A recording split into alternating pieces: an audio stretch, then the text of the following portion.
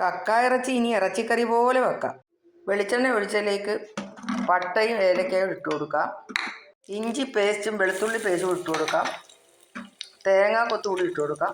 3 പച്ചമുളക് കൂടി ഇട്ട് കൊടുക്കാം.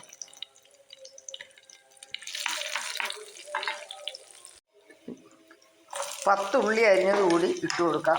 നല്ലപോലെ ഒന്ന് വഴറ്റിയെടുക്കാം. 1 കിലോ കക്ക വെള്ളം ഒഴിക്കാതെ പുഴുങ്ങിയെടുക്കാം. 1 ടീസ്പൂൺ കുരുമുളക് പൊടിയും മഞ്ഞൾപ്പൊടിയും കൂടി ഇട്ട് കൊടുക്കുക. 1 ടീസ്പൂൺ മല്ലിപ്പൊടി ഇട്ട് കൊടുക്കുക.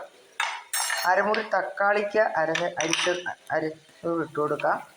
1 ടീസ്പൂൺ മുളക് പൊടിയും കൂടി ഇട്ട് നല്ലപോലെ ഒന്ന് വഴറ്റിയെടുക്കാം.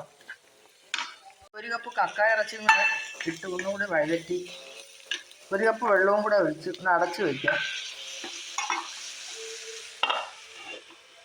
ഉപ്പ് കൂടി ചേർത്ത് കൊടുക്കാം. തക്കാളിക്കും കറിവേപ്പിലയും കൂടി ഇട്ട് ഒന്ന് വഴറ്റിയെടുക്കാം.